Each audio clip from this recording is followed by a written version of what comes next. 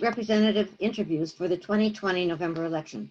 This interview will be featuring the candidate who has filed for the 44th State Representative District. This is for a 2-year term. The sponsor of this forum is the League of Women Voters, Oakland area.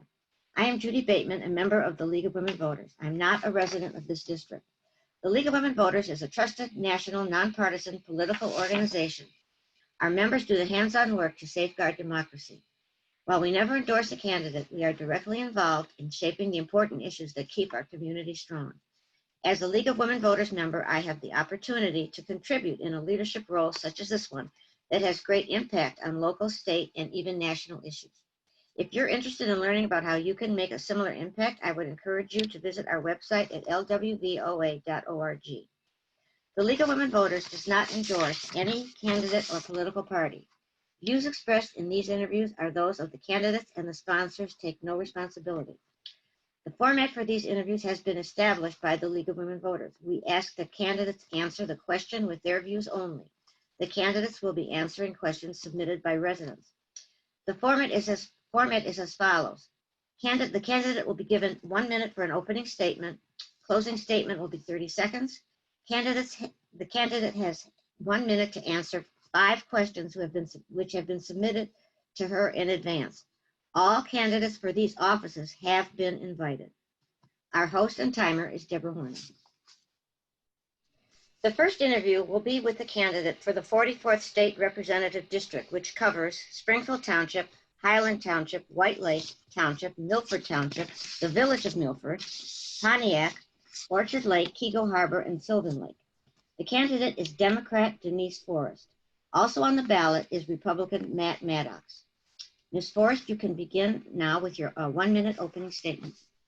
Thank you very much. Again, my name is Denise Forrest. I'm running for state representative for District 44, and I feel compelled to run for this seat to restore common sense government, kindness, and inclusivity into the 44th district. I feel I'm poised to handle the role as state representative. I am a retired art teacher in Huron Valley Schools. I retired in 2018.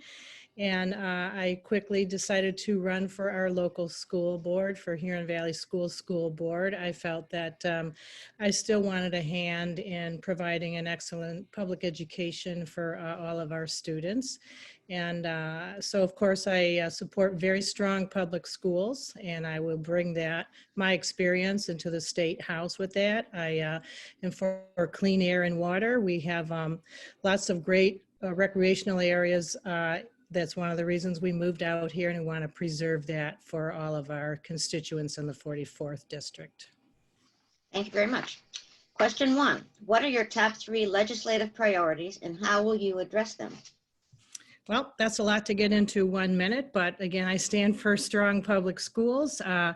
It's time to restore funding to public education. In the past 20 years, we are dead last in growth in funds for public education, and I would like to bring that way up. We have 20 years of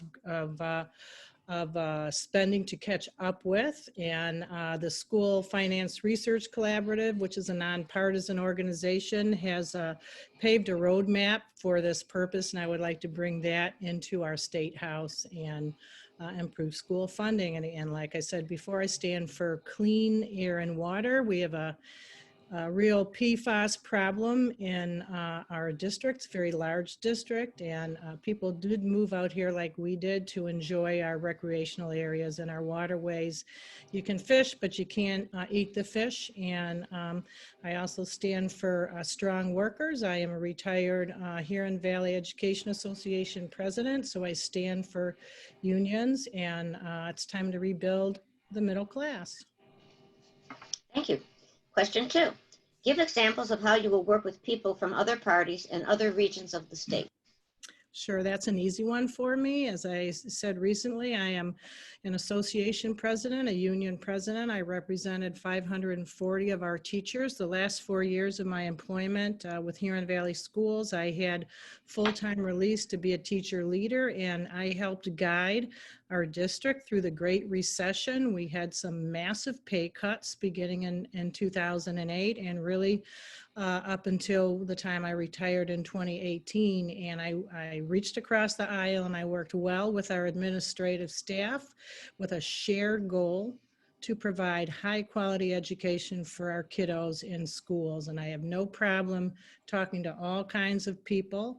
I am very skilled at relationship building, and I look forward to bringing that into the State House. We also passed a school bond in 2019 after two failed ones, and I was an integral part of getting that passed. And that was, we had bipartisan support that passed by over 75%. So I have, again, I work with all kinds of people. I'm an art teacher. I taught 700 kids a week and dealt with their families. So I can do this. I'm a teacher too. I get it. Thank you, Judy. Question 3. Income gaps seem to be widening. Is there anything the legislature can do about it? Yes, there is something the legislature can do about it. I would like to reinstate the prevailing wage law and get rid of right to work.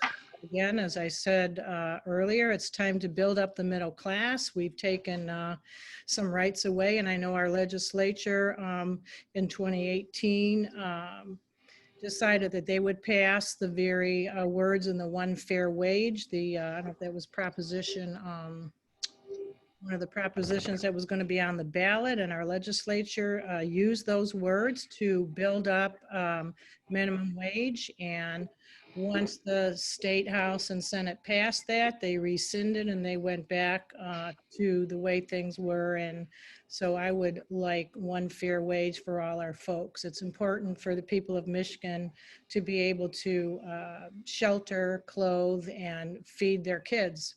So everyone deserves a fair wage in Michigan. Thank you. Question 4. What legislative action would you recommend over the next 18 months to address the COVID crisis? Well, as a school board member, we've just spent the month of August, and now we're into September, in deciding on how we can return to school safely. And I can tell you it was one of the hardest things I've ever done in my life. So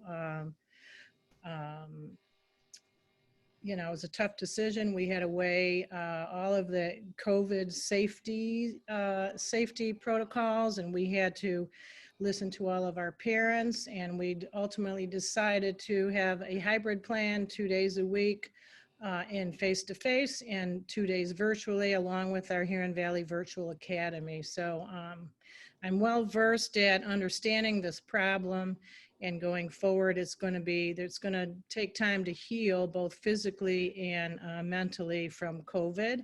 I think together with county, state, and federal funds to kind of bridge the gap, the income gap and the healthcare gap, that we can hopefully after a vaccine get back to normal. But I've made the hard decisions. Nothing's harder than deciding on the health of our students and our staff and the needs of parents to get their children back to school. So, you know, I'm up for that challenge. Thank you. Thank you. This is the last question. What steps would you put in place that would have an effect on climate change over the coming years? Well, I just watched the latest horror coming out of California, and clearly we have to reduce our carbon footprint globally, and that's going to be incremental. I think over the course of several years we have to do just that. And I kind of look forward to developing microgrids in Michigan. The Energy Freedom Bill has kind of been stalled. I don't know if it's in the House or the Senate, but that bill would provide and expand microgrids and community solar power and remove the cap on net metering. So in other words, folks can invest in solar power, renewable energy, and they can get a net profit, and they can sell their energy back to the utility companies. And that is an incentive into folks trying to both save money and then save the earth from climate change. I think we have car companies also, and electric vehicles. We can make the electric vehicles, but if we don't have charging stations, you know, they can't fire them out. And I know Governor Whitmer back in March has developed I wrote this one down, a mobility office and electrification and an appointment of a chief mobility officer. And if that position goes, it's an executive directive. And so the state Senate has to improve that. But with that, we can hopefully get some charging stations across the state, possibly in state parks. And, you know. And your time is up. Okay, okay. Hey now. I gave you a little extra there. Thank you. Okay, and now you have stop sign. you have 30 seconds to wrap it up. Okay, well, as I said before, I stand for strong public schools, clean air and water, affordable health care, and great paying jobs. And I will stand up for civility and respect and be the voice in the state house. I know my opponent, I don't know if he ever got back to you, but he at least declined the opportunity to talk about his issues and his platform. So if you want a representative who cares about the issues I just stated, then vote for me. And again, I am Denise Forrest, and I'm running to be state representative of this great district, Michigan's 44th district. Thank you for your time. Thank you so much for participating. You're I'd like to thank the candidate. For further nonpartisan information on this candidate, check the Leauge website for our voter guide, lwvoa.org. When known, rebroadcast of this forum will be on YouTube and the LWVOA website. The League of Women Voters is funded by contributions from concerned businesses and citizens. Our membership is open to men and women over the age of 16. Remember to vote on November 3rd. Democracy is not a spectator sport.